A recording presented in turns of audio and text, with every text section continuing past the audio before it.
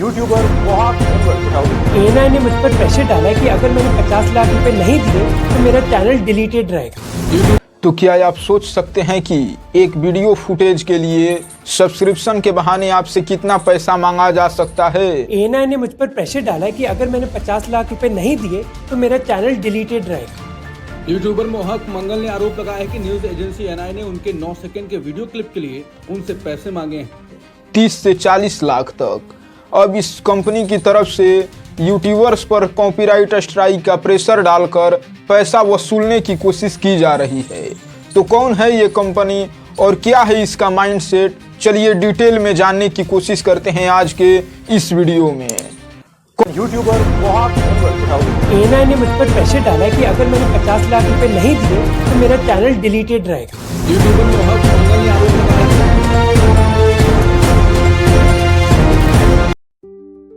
कौन है मोहक मंगल और एएनआई? मोहक मंगल एक पॉपुलर यूट्यूबर और पॉलिसी एजुकेटर हैं जो अपने इंफॉर्मेटिव और रिसर्च बेस्ड वीडियो के लिए जाने जाते हैं।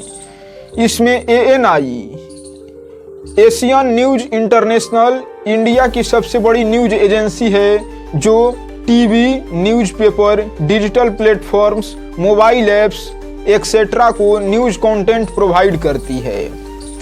कंट्रोवर्सी कैसे शुरू हुई? मई 2025 में मोहक मंगल ने एक वीडियो डाला जिसमें उन्होंने बताया कि एएनआई ने उनके यूट्यूब चैनल पर मल्टीपल स्ट्राइक लगाई है।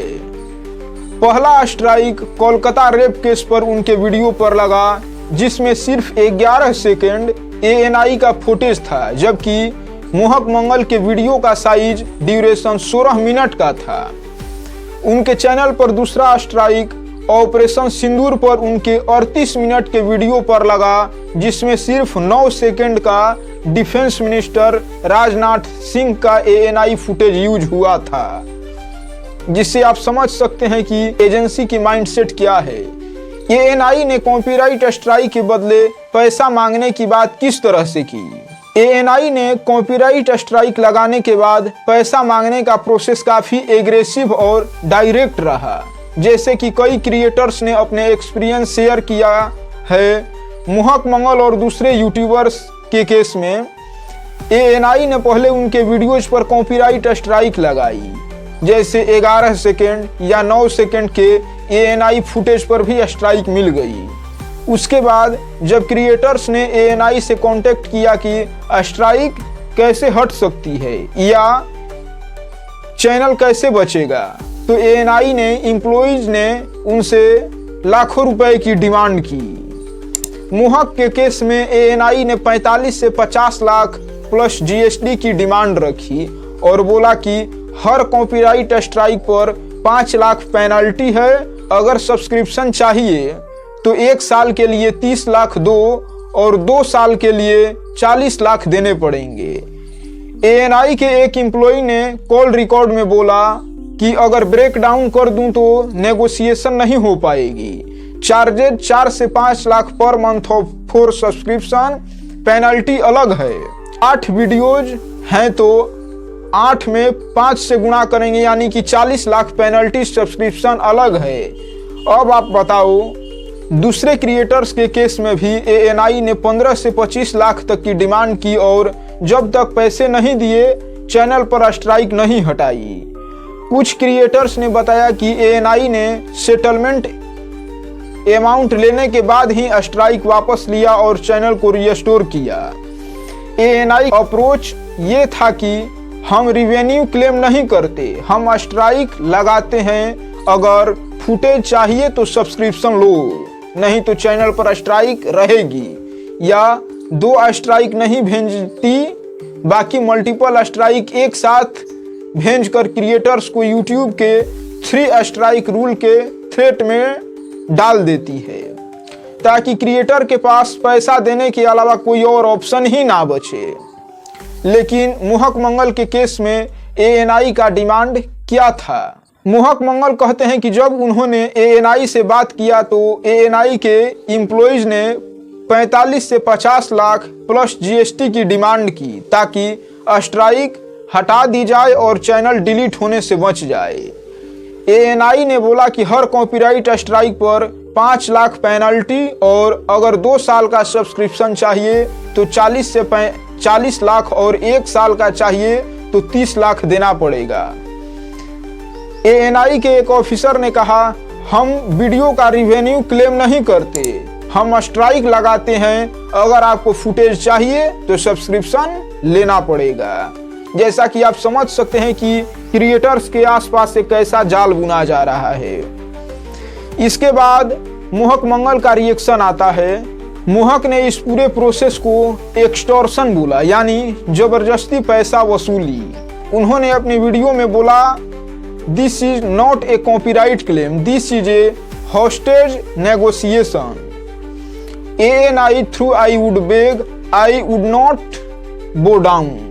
मोहक ने ministry of information and broadcasting को कंप्लेंट भी भेजी और मिनिस्टर अश्विनी वैष्णव से इंटरवेंशन मांगी। इस पर दूसरे क्रिएटर्स का भी सपोर्ट मोहक मंगल को मिलने लगा। बहुत सारे बड़े क्रिएटर जैसे ध्रुव राठी, नीतीश राजपूत, कुणाल कामरा, महेश केसवाला यानी ठगेश ने मोहक को सपोर्ट किया। महेश केसवाला ने बोला, even I got a strike and got asked for 15 lakhs for using a 2 second clip. इसके बाद जर्नलिस्ट मोहम्मद जुबैर ने भी एक ट्विटर पर इस इशू को उठाया और बोला कि ANI कई क्रिएटर को पैसे देने पर मजबूर कर रही है और YouTube की कॉपीराइट पॉलिसी ANI को पावर दे रही है। तब आता है कि आखिरकार फेयर यूज क्या है। फेयर यूज का आर्गुमेंट मोहक मंगल का कहना है कि उन्होंने सिर्फ कुछ सेकंड का फुटेज कमेंट्री और एजुकेशन के लिए यूज किया, जो फेयर यूज के अंदर आता है। फेयर यूज का मतलब होता है कि लिमिटेड कॉपीराइट मटेरियल बिना परमिशन के यूज किया जा सकता है, अगर वो क्रिटिसिज्म, न्यूज रिपोर्टिंग या एजुकेशन के लिए हो। इसके बाद ANI का कहना है कि अभी तक ANI ने कंट्रोवर्सी पर कोई पब्लिक स्टेटमेंट नहीं दिया है।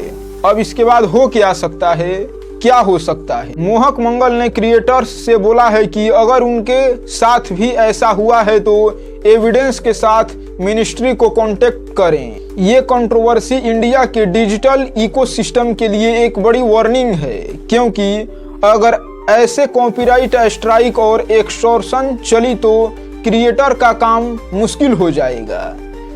फाइनली इसका कंक्लूजन होता है कि ये कंट्रोवर्सी सिर्फ मोहक मंगल तक सीमित नहीं है। बहुत सारे इंडियन क्रिएटर्स को ANI से कॉपीराइट स्ट्राइक मिल रही है, जिसके बदले में लाखों रुपए की डिमांड की जा रही है। इस इशू ने Indian digital content creator community में एक बड़ी डिस्कशन शुरू कर दी है, जिससे फेयर यूज, कॉपीराइट लॉ और क्रिएटर राइट पर सवाल उठ रहे हैं। तो अगर आपको भी इसमें कोई सजेशन देना है तो आप अपनी राय को कमेंट बॉक्स में कमेंट करके बता सकते हैं। अगर आपको ये वीडियो अच्छी लगी तो मिलते हैं अगले वीडियो में, तब तक के लिए बहुत बहुत धन्यवाद।